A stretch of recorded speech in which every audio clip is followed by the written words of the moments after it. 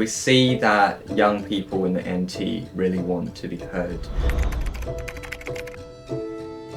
What we want to change is to provide these young people with a voice, to really amplify their voice on important societal issues. Being an immigrant to Australia for a year now, I never felt like I fit in. I enjoy online gaming a lot, but I don't feel like it's going anywhere. Am I doomed in life?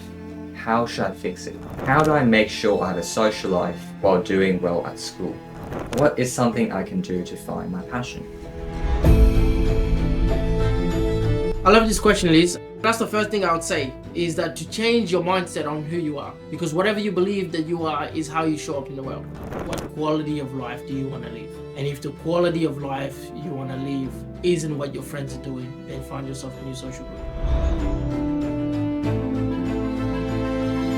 It is a very common problem among young people, among teenagers.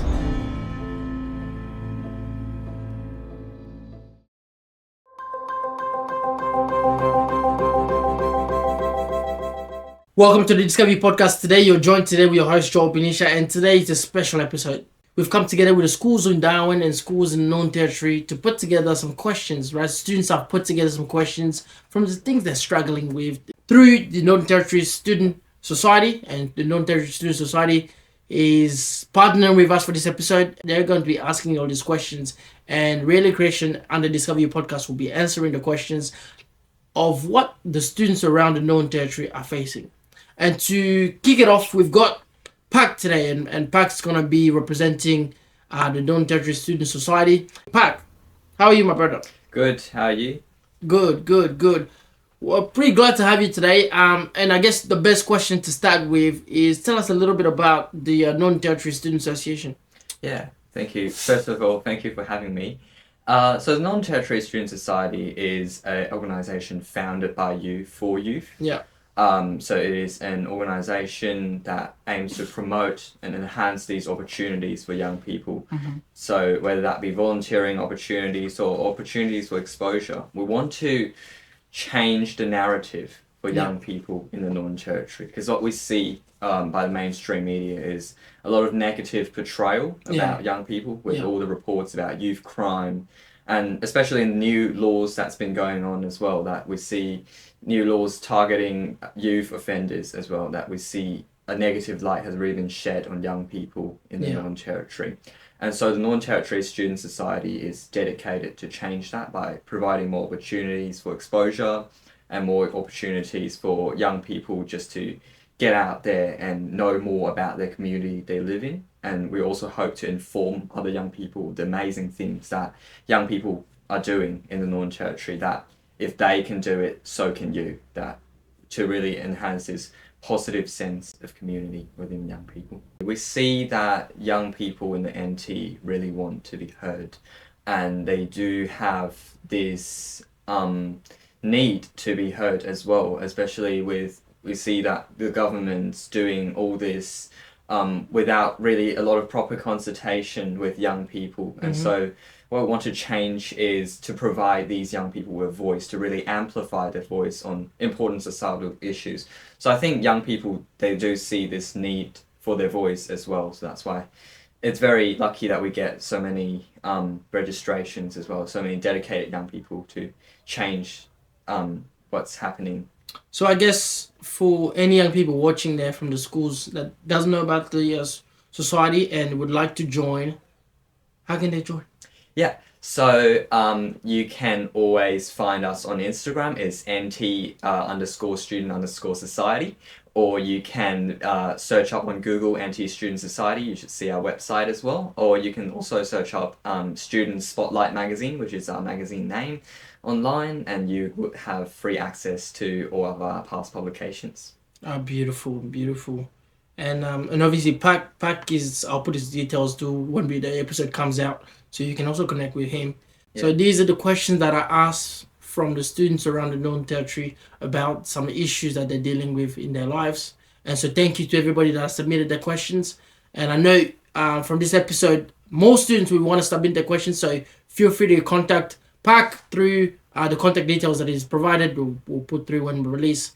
and we can hope to do more episodes in the near future to help you. And so, Park, without any further ado, should we jump to the questions? Yeah. So all these questions are collected by our student journalists, and they've interviewed these students who express concerns on certain topics. So I might start with the first one. So this is from Abdul, 17 years old, from Palmerston Senior College. So he said, being an immigrant to Australia for a year now, I never felt like I fit in. Experiencing such a cultural shift from India to Australia, there's always a voice inside me telling that I don't belong here. What kind of mindset should I have to face this change and to make me feel included? Abdul, if you're watching this, thank you for your questions. Thank you for being able to express how you feel. As I'm reading what you've written and your expression, you start off by saying being an immigrant and to Australia for a year now. I've also come to Australia as an immigrant, and I can understand your pain, and I can understand what you're going through. And so, if I wanted to answer your question and say what kind of mindset should you have to be able to face this change and make you feel included, I would say that the first thing we need to look at here is how you view yourself. The moment you start to describe yourself as an immigrant, you start to realize that there's a separation between you and everybody else. And it plays with your mind, right? Because there's already a stigma behind what being an immigrant is, and that stigma creates more separation in your mind. And so, what I would say to you is, when I came here to Australia and I knew that I couldn't speak English, I knew I was different. I changed my perception of myself, and I didn't see myself as an immigrant. It's funny. It's a funny story, because if you see yourself as an immigrant means what? It means someone that doesn't belong there. It's someone that is from overseas that is coming into a country that doesn't belong to them. And you already created an isolation in your mind. Yeah. And it makes it very difficult to make friends, to integrate, and to be yourself truly when you're seeing yourself as an immigrant, and you're not seeing yourself as Abdul. Yeah. Maybe change the identity first and prioritize seeing yourself as Abdul. Prioritize seeing yourself as Pat. Prioritize seeing yourself as Joel. And say, hey, what does Joel bring to the table? Is Joel a good individual? Is Joel kind? Is Joel friendly? Is Abdul kind? Is Abdul friendly? What qualities that Abdul have that could be beneficial for him to be able to integrate and socialize? And so that's the first thing I would say, is that to change your mindset on who you are. Because whatever you believe that you are is how you show up in the world. Whoever you believe that you are is how you show up in the world. And so if you believed that you were an individual that nobody liked, you will show up completely different than if you believed that everybody wanted to be around you. And so to attract the right amount, the right environment and the right friends, you kind of have to shift the way you see yourself. And one of the ways you do that is by finding friends from multicultural backgrounds who can somehow understand what you're going through. And then your mind doesn't play the story of, I'm the only one. You're not the only one. The moment you find friends from multicultural background, then suddenly, hang on, there's 15 of you, 20 of you. That story is not an individual story your mind tells you anymore. Now it's like, hey, look, we're all different. And then it becomes okay to be different. And you find your value in your differences. I hope that helps you, Abdul. Yeah, thank you so much for sharing that, Joel. Yeah, I can definitely relate as well. Being born overseas as an immigrant, that coming from Hong Kong, it is a big change for me as well. And it is very hard to make friends at times, especially when you're born introverted, or when you don't have like a very popular sort of personality, very outgoing personality. It is hard. And when I first arrived in Australia, I do struggle from that as well. And I think the correct mindset is, like you said, really believe in yourself, and that you can actually integrate and to really put yourself out there. For me, I found myself a lot in community service, just to connect with other young people and to connect with friends, and to really express their needs to people with power, people in powerful positions. Yeah. Yeah, so I think that's where I find my place as an Australian. Or, yeah, so the correct mindset is always just putting yourself out there. One of the easiest way you can put yourself out there is by finding common interest. Absolutely. So, for example, Abdul, if you watch anime, for example, when people start talking about anime, they don't care about what race you're in. Yeah. They don't care. Yeah. No one is thinking, oh, is this guy is from Bangladesh? He doesn't watch it. No one is thinking that. Yeah. Or if you play football, for example, on the soccer pitch, nobody cares. Absolutely. You're just there to enjoy, to kick the ball, to run, to have fun. So common interest helps build that confidence, right? And so a shift in mindset would be, instead of thinking I'm an immigrant, which says I'm different, would be to think, where does my value align with another person's value? Hold on. Our interest aligns in terms of anime. Suddenly you're friends. Hey, have you watched the new episode of One Piece? That's it. That conversation can go 2 days. And One Piece is releasing episode every week. So you will never run out of things to talk about.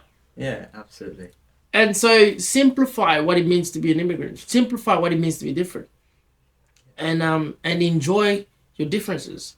And realize that, the value in who you are is found in your differences. And your connection that you have with other people is found in your similarities. Absolutely. Cool. Right. I might move on to the second one. Let's go ahead. So this one is from Zoe, Essington School, 16 years old. So Zoe said, turning 16 has been a weird experience, especially when I entered high school. My friends are all talking about dating and going out partying, while I'm just trying to balance my schoolwork and my part-time job and extracurriculars. How do I make sure I have a social life while doing well at school? Good question, Zoe. And I do remember being around that age, and there's a shift, there's a huge change, and I can tell from what you've written that you've realized there's a change here. So Zoe starts by saying turning 16, so she's realizing that this is a new phase of her life, and it's a weird experience because now she's got friends that are all about the dating world and the partying world, and she's not about that. Couple things I see here before I answer your question, Zoe. One is, are you okay with being different? That's the first question. Because your friends are doing something different, and your focus is maybe on something different. When I'm reading this, I'm seeing a little bit of a mind battle. Zoe wants to focus on her job and extracurriculum and do well at school, and yet all her environment and her friends are all about the partying life. And so her mind is probably saying, and this is an assumption, Zoe, and your mind is probably saying, hey, why am I doing this when other people are doing that? Am I missing out on something? It's that fear of missing out. And you're probably wanting to know whether you're missing out. Yeah, you're probably wanting to know what you're missing out. And so that explains your question, right? How do I make sure that I still have a social life? Because to you, the social life is what your friends are doing. And you're not part of that social life. And I'm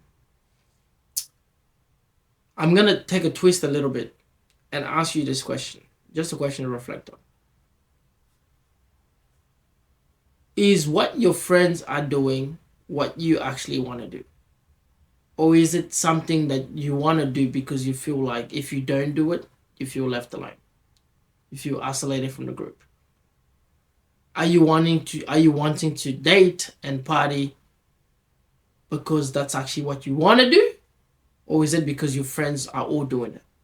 That's a completely different question. Do you get the difference in those question pack? Yeah, absolutely. I think there's always this constant battle between what you want and what your friends want as a teenager. Mm-hmm. And I completely understand that. Like, as teenagers, we always want to be part of some sort of community. And we always want to be some sort of group. And if my friends are doing it, I should do it. We always have this need to do that. And sometimes we feel out of place as well, like in our own groups. And I think it's very important to have this sense of individuality and also believing in yourself that you can achieve greatness as well. 100%. Yeah.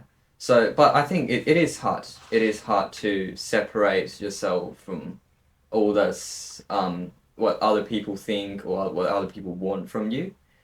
But I think it's also very important to acknowledge that you have to live with other people, that humans are social beings, that we do have to have some sort of social life to a certain extent to connect with other people. Mm-hmm.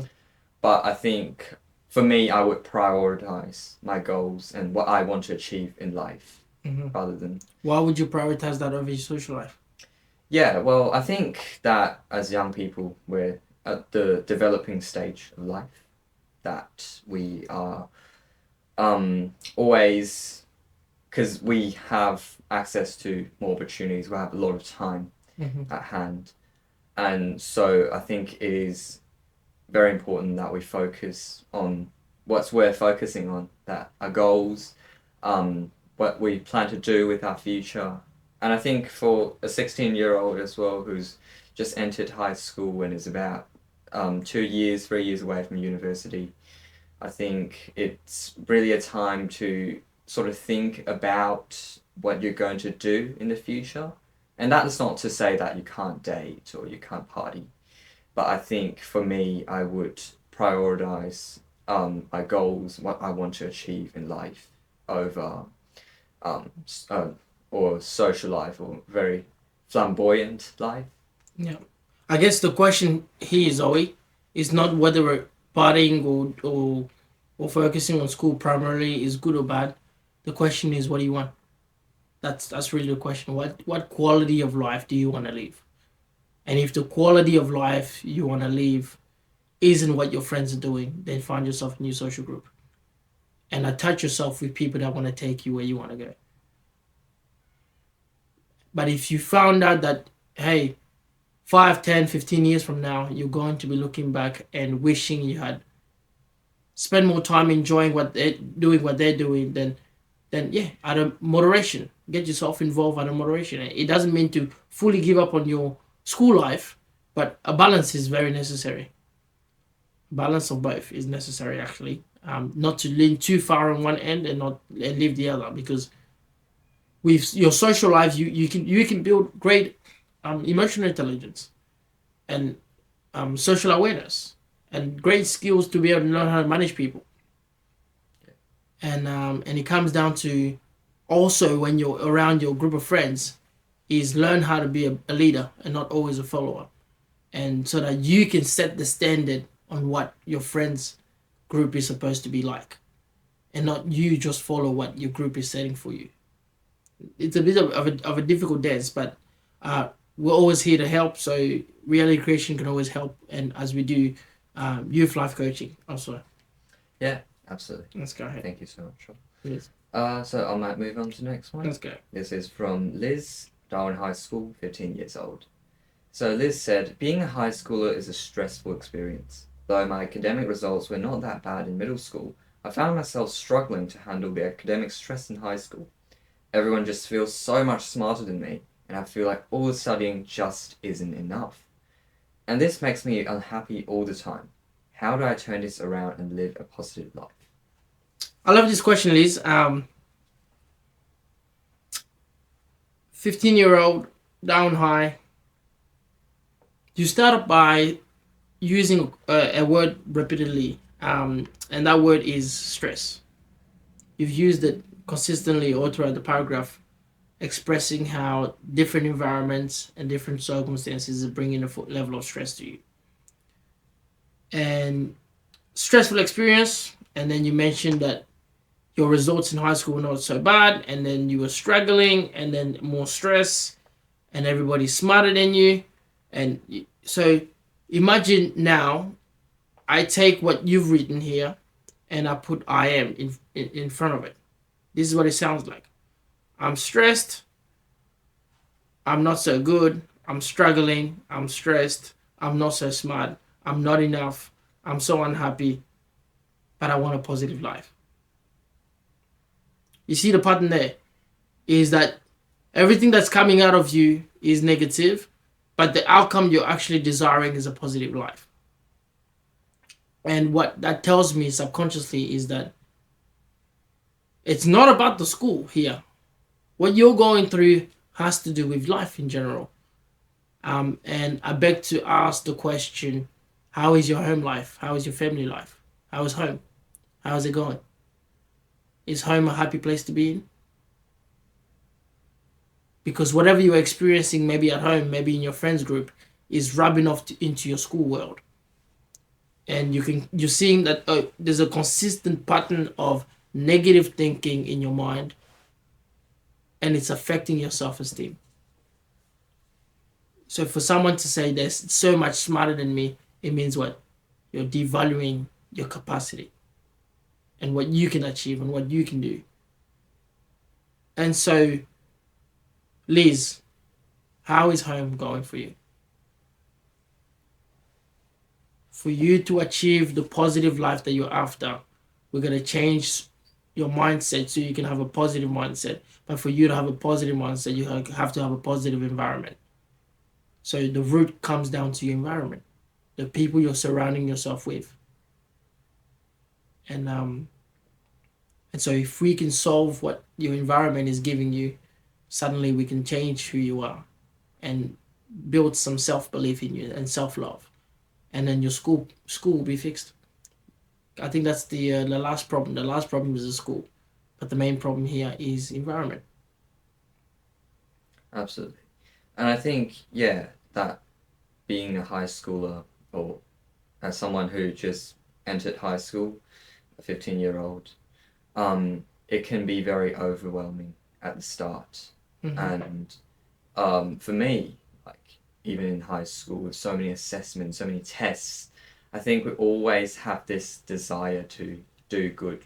And this desire sort of turns into pressure that we always want to push ourselves. And sometimes it's not always from our parents. Sometimes it's not always from our teachers, parents, friends. It can be just from ourselves that we have all these goals we want to achieve, and often we push ourselves a lot, and our pressure comes from this desire to achieve our goals, and that turns out that the pressure comes from within. So I think it's very important to acknowledge that this pressure can sometimes come from within, and that and I just want to let you know that, Liz, if you're listening to this, that you're not alone, that it is a very common problem among young people, among teenagers. 100%. Especially academic stress. It is always difficult to balance school with anything in life.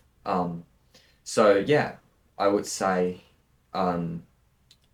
try to do something you like is how I deal with my academic stress. Find a hobby, talk to friends is what I would do. Let me ask you a question, Pac. Whenever you're feeling a large amount of pressure and you're feeling extremely stressful, how much does the stress contribute to what you end up achieving? Yeah, I think like with sometimes if I'm stressing out too hard, I wouldn't be able to focus. I would just be focusing on, oh, what if I don't do this? Yeah. What if I mess this up? So yeah, I would very much be focused on the possibility of failure. Yeah. When even before the thing happened. Yeah. I think. Beautiful. I think you landed on the jackpot there. So there is a world in which Liz can still get her work done without going through the stress that she's putting herself through. Because as you said, it's self-inflicted, right? It comes from within. And the stress stems from a fear. And the fear says what? If I can't get the grades that I want to get, then what? Then I guess that's a question for ourselves. That I guess when you have so much pressure, you say, oh, if I can't achieve so many goals, these. For example, for you, if you can't achieve what you set yourself up to achieve, then what? What about you? Do you suddenly become a failure? What's your perception of yourself if you don't make it? Well, I guess for me, if I don't make it, I guess I won't be as happy as when I achieve my goals. I want Why to. is this so important for you to achieve your goals? Why? Well, I guess I always tell myself that I need to get a good job. I need to get good pay. I need to live a good life. I guess there's always this desire in me that I want to do good. I want to do good in life. I want to succeed in life. And so somebody taught you from a young age that this is the path to becoming successful. True or false? Well, I guess there's always family influence in all cases, Mhm. and whether that be your siblings, whether that be your parents, relatives. So subconsciously, the psychology is that a child's brain from the moment they're born into so the first 7 to 8 years of their life, they are trying to make sense of reality, right? And the environment shapes what reality is. And for example, if you see a 6, 7 years old kid, the kid does something positive, and then we reward the kid and say, "Well done, good boy." Let's say the kid even did something negative, and let's say the kid punched his friend. Some parents will look and say to the kid, "Well done, you defended yourself." You do that consistently enough. What's the picture? The picture is what? If you have to punch somebody to defend yourself, then you've done what? Good job. A good job. And so growing up, that becomes the pattern that lives in your mind. Yeah. That no matter what, as long as you raise your hand to defend yourself, that's a good job. Yeah. Similarly, for even me growing up, I used to have a ridiculous amount of pressure for myself to achieve. And the story is, hold on, I can't not achieve. I will never be happy until I achieve. And that was the story. Why was that the story? The story was that because that's how I grew up.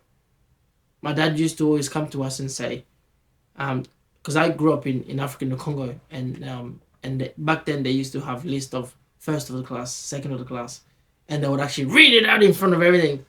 And so imagine in a class of 50, 60 people, and they said, first is, they read somebody else's name. Second is, they read somebody else's name. Third is, they read somebody else's name. And my dad used to say, if you don't come up in the top 3, you're a failure. So that's the mindset I grew up with. If you don't come up with the top 3, you're a failure. And as I was growing up, he didn't have to repeat it because he was subconsciously already. And what was the failure? The failure was that you will never get the job that you want to get. And for that, you will never be happy in life. Absolutely. And so that was the pattern that I grew up with. And so when I became older, no one had to put any form of pressure. The pressure was coming from within me. Yeah. But it's coming from within me because it was rooted and planted in me. Yeah. Is that making sense? So whatever they planted in me as I'm growing up, I'm inflicting the pain on myself now. Yeah. They don't even need to monitor me. Yeah. Because my belief system is still that, hey, I need to be number one. If I'm not number one, and you see it a lot in the Asian culture, you see it in the African culture, it's number one. But if there's 60 kids, if every parent tells all their kids, you gotta be number one, then who's gonna be last? Everybody gotta be number one. So this pressure is inflicted in high school and middle school kids, thinking that they've all got to be number one. But you cannot judge a fish for its ability to climb a tree. Absolutely. And what the bit of the school system that we're trying to influence now is where we're realizing, hold on, we are grading everybody on one thing. But there's other people that are excelling on something else. And success comes in many shapes and forms. There's an individual, maybe Liz on this end, maybe she's got exceptional social skills. And that could make her successful. Yeah. So there's many different ways to achieve success, but when you're in high school, because that's the standard, you only see one path.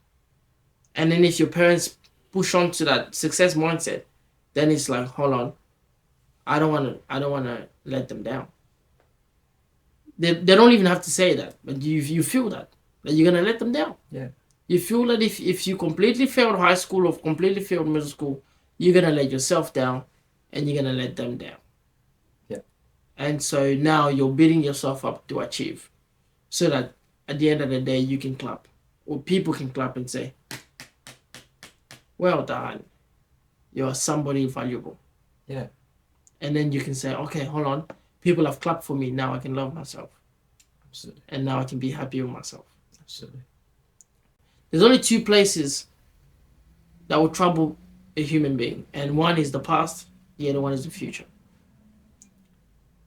True happiness can only be found in the present moment. What does that mean? Suppose you were worrying about or you were guilty or you were shameful or you were feeling like you let everybody down. Those emotions can only be attached to a past. You cannot feel any of these emotions. Shame is attached to a past, right? You can't feel shame. You can't feel like a failure unless you're revisiting the emotions and the events of the past. And you can't feel stressed or anxious unless you go into the future. So the only things that can affect you is the memories of the past or the projections of the future. Happiness is found here and now. Absolutely. And so I guess if we're looking at what Liz is saying and she wants to have a positive life, Liz, the solution to have a positive life is to have a positive mindset. Because what you think about is what you feel, is what you experience, is what your life becomes. Absolutely. So yeah, it's to change the things you think about. Yeah. Let's move on. Yeah. So this is from Jonathan, Mhm. 16-year-old, Darwin High School. Mm-hmm. He said, I'm not currently doing very well at school, nor am I a sports person.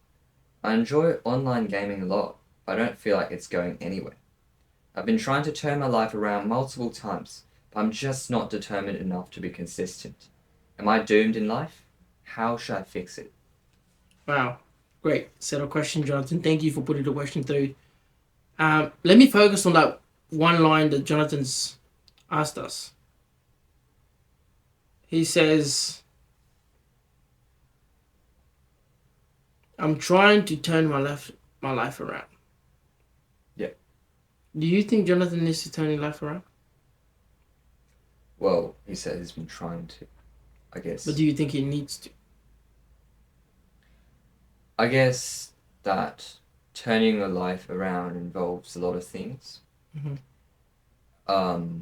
It can be just betterment or be the best self you are. I guess, like, as young people, we always have this desire to be better. Mm-hmm. That we look up to all these people, all these adults who are achieving great things, and we want to be like them. Yeah. And not necessarily turn your life around, as in that you live in, or you're living a horrible life that you want to live a good life, but more in the sense that you want to be a better person, I think. Mm-hmm. Let's have a look at what Jonathan says. He says he's currently at school. He's currently not doing very well at school. Nor is he a sports person. So he starts off by saying, "Hey, I'm not good at school. I'm not good at sport. I'm great at gaming, but my parents hate it." That's really what he's saying. Yeah. I'm not good at school. I'm not good at sport. I'm great at gaming, but the people around me are telling me that there's no future in gaming. There's no future in that. That's why he says here, without naming anybody, I would like to turn my life around. Who told you got to turn your life around? Where did you get this from? Unless because you enjoy online gaming. So if you enjoy online gaming and you feel like you got to turn your life around, it means that the people and the surrounding around you are telling you that what you're currently doing is doomed. Is that it's got no future. Now, there's a couple ways to look at it.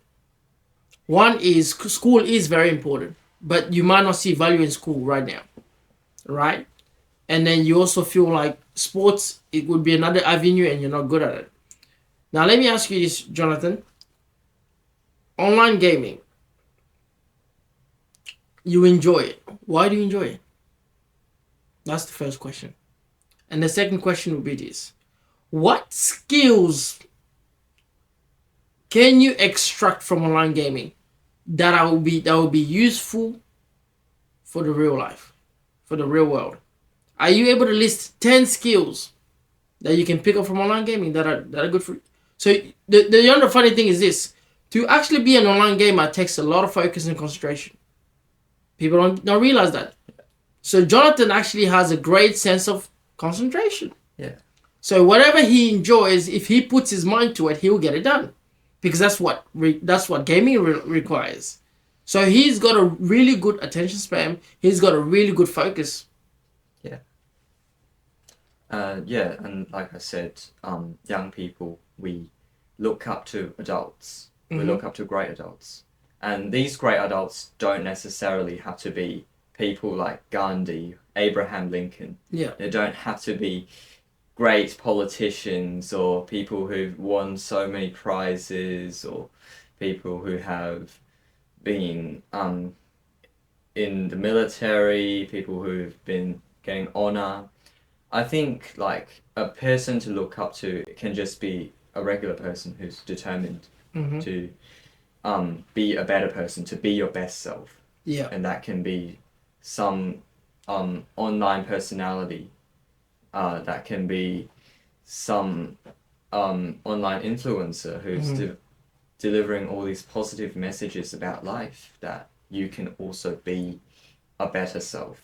And I think that's very important. That's well said. And I think when we are looking at Jonathan's situation, there is a bit of a divide, right? The people he's looking up to believe that he's doomed, but he's in the middle of two ways. He's in a bit of a limbo because he enjoys doing gaming, and yet as a parent looking at him, and if I was your parent, Jonathan, I would probably feel the same. But the only difference would be this: that I'm realizing from looking at what you've written, that hold on, you've actually got some really good life skills that you've picked up from gaming, that if you were to extract those skills from gaming and apply it in real life, maybe, and just maybe, your parents will fully understand what you're trying to do. Right? As a parent, imagine it being as a parent. You're looking at your child stuck in a room all day gaming. Nothing productive looks out of it. However, if they were to extract some of those skills and go use it in real life, and people say, oh, your child is very good at this, suddenly they don't mind you gaming. So don't just do gaming. See what skills can you extract out of gaming that you can use in your real life and that can help you improve. So school, we know you've got really great concentration skills because you're gaming. Well, why can't you apply that in maths or in English or in science or physics? Because if you play Fortnite, there's a lot of physics in Fortnite. Do you know that? There's a lot of physics in Fortnite. There is. There is a lot of physics and so forth in Fortnite. You can take classes that has to do with digital creative nature. So digital media or digital something in the digital field. You can specialize in things that you're actually good at. Absolutely. And make use of your skills. And your parents are right because they see you being exceptionally gifted and yet you're not using the gift that you have. The problem is not gaming. The problem is you not utilizing those skills outside of gaming. And suddenly when you start using some of the skills outside of gaming, then people will start looking at you different. Absolutely. And you get more freedom. Of course. And that's one thing I learned as a child is that your degree of freedom comes from the degree of responsibility you take towards your life. So if you make a decision to do something great that's going to impact your life and your future and also make your parents look good, because everybody wants to look good, then they realize, hold on, you become irresponsible. So you have more freedom. Absolutely. To make more choices. So choices lead to understanding. Understanding gives more freedom. Absolutely. And that's a little bit of little bit of information there for you, Jonathan. All right, should we move on? Yeah. Or you wanted something? You wanted to add something on that? Yeah, I think just all about having this faith in yourself and to believe that you don't have to be what other people tell you to be. That you can use skills that you've learned from anywhere in life. Correct. That you can always be learning. Correct. I think it's a very important message for young people to know. Whatever pathway they're pursuing, there are always outcomes. There are always good outcomes if they're pursuing a positive path. If it's not anything, illegal, it is always positive. There can always be a positive outcome. I think it's something young people should really know. Yeah, and like I said, it's not always easy to make other people understand 100%. what you're doing. And it takes time as well. It takes time. And what I would do is to persist as well, but also communicate with others, make them understand that I'm doing this because I think this will lead to a positive outcome. Because I think there's a future in this. What do you think is the easiest way to make somebody understand? I guess the easiest way is just to sit down and talk to them, and especially when it's your parents, and just sit down and talk to them and say, hey, I'm doing this, and I think this will lead to so and so. I think this will lead to a positive outcome, and I want to do this. Yeah. I know that you might not be very supportive of me, but it is something that I will continue doing. And there could be difficult at first, and your parents might not always accept it. And I think that's when negotiation comes in. There's always room for negotiation. So say your parents want you to do this, your parents want you to focus on maths, English, science, and you say, yeah, okay, I will start doing some of these, I will start focusing on some of my learning, but I will still continue doing what I love. I think it's always very important to find this balance so that you can maintain a good relationship with people around you, but also have time for yourself to pursue your own goals. I love that. I think you put it pretty well. Yeah, I think every young person needs to hear that a bit. Negotiation is so important, and negotiation holds weight when you have a way to back it up.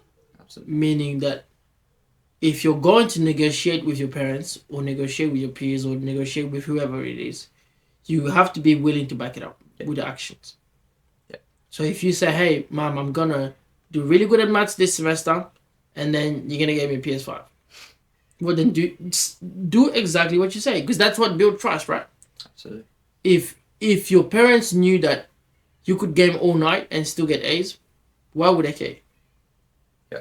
Why would they care? Absolutely. Obviously, apart from your health, obviously, but but my point is, parents actually don't like monitoring their child, but they monitor their child closely when they feel like the child has no sense of direction. Yeah.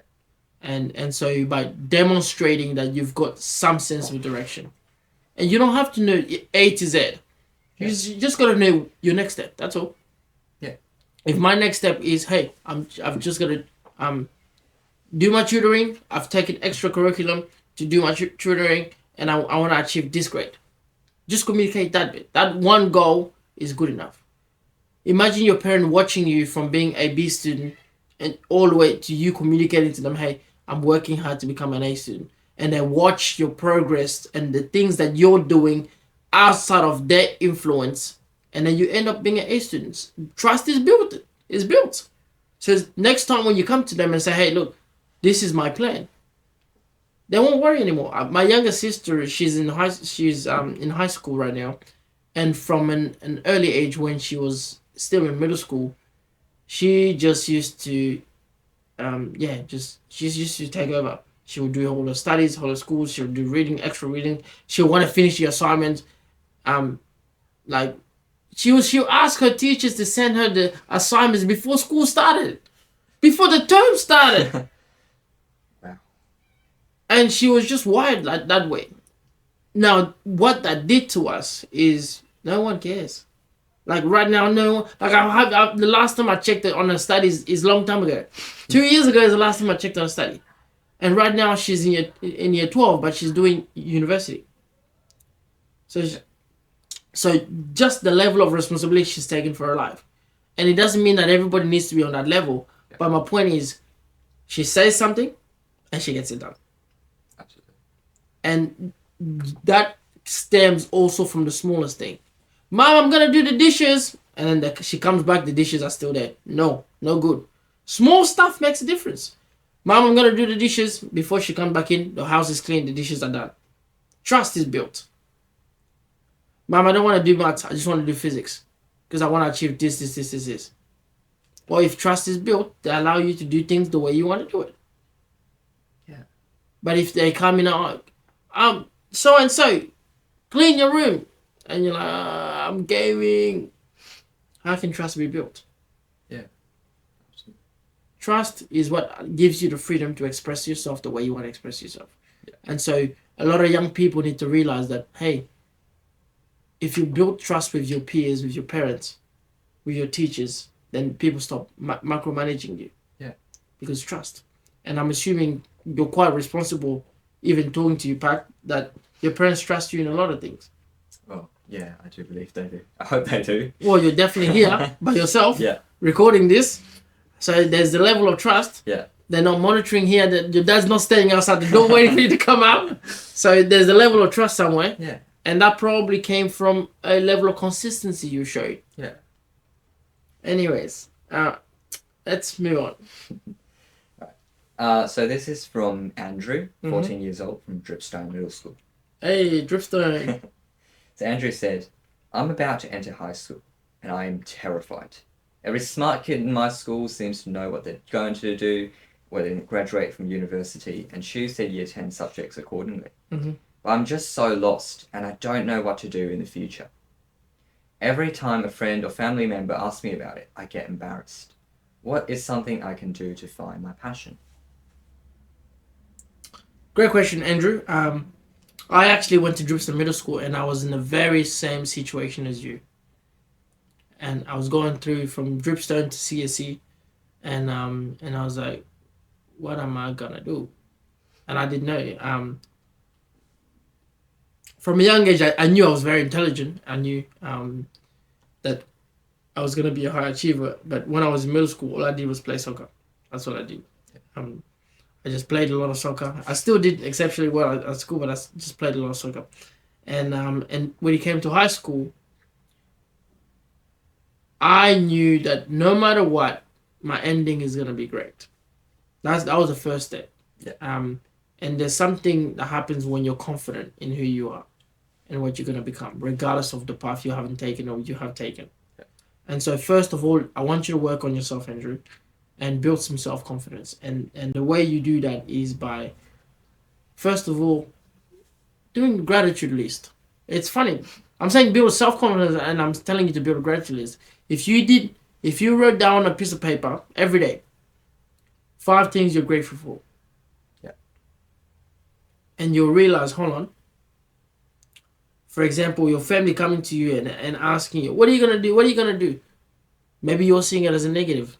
Someone else around the world is hoping their parents is even going to ask them what they're doing, and their parents are not asking them. So what you seeing as a negative is a positive to somebody else. Maybe that's a blessing. But the feeling of being embarrassed, that's not a blessing. The feeling of being embarrassed is what? Is a projection. It's a projection from a fear of failure. You fear that if you don't figure out what you're gonna do, you're gonna fail some shape or form. And the fear is coming from a comparison. Every smart kid in my school. Can I just tell you that everybody that finished high school isn't doing as great as you think they are? Even people that graduate. You know how many people got degrees and never used it? A large percentage of the world. A lot of my friends got degrees and never used those degrees. Yeah. So just because you've got a degree doesn't guarantee anything. Yeah. There is a lot more ways to achieve this thing we call success. And so comparison is the enemy of progress. And so Andrew, stop comparing yourself to other people because they have their life figured out much earlier. Your journey is your journey. Their journey is their journey. Yeah. But here's what I would say to you in terms of finding your purpose and finding your passion. I would say to you this. Imagine this, Andrew. Um, imagine nobody cared about what you did in life. And you didn't have to worry about being successful, and there was no money involved, and no one's gonna pressure you, no one cares what you do. Imagine you had all the money in the world and you had all the time in the world. What would you do for fun? And out of that answer, your gift is rooted somewhere in it. Absolutely. Yeah.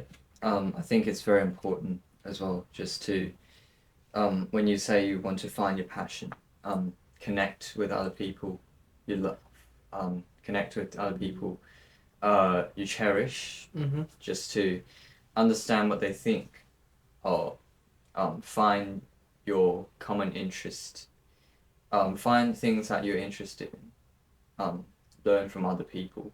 I think it's quite important in determining what you're going to do in the future. And like you said, you don't have to have everything figured out already so soon. Mm-hmm.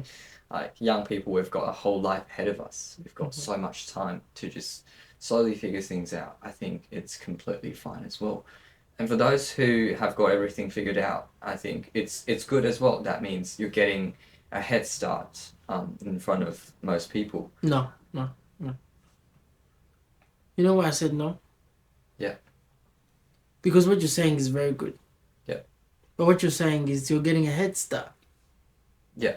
Head start to what? Yeah. What's the finish line that everybody has to cross? Yeah. Is it death? What's this finish line? Yeah. I know what you're saying actually sounds good, and it actually is what's taught us in our culture. But you're racing against who? Going where? Yeah. Do you think jobs run?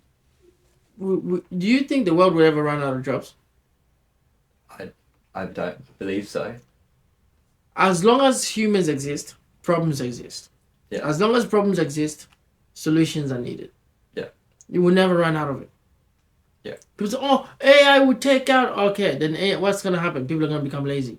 Then more opportunity will show up. Yeah.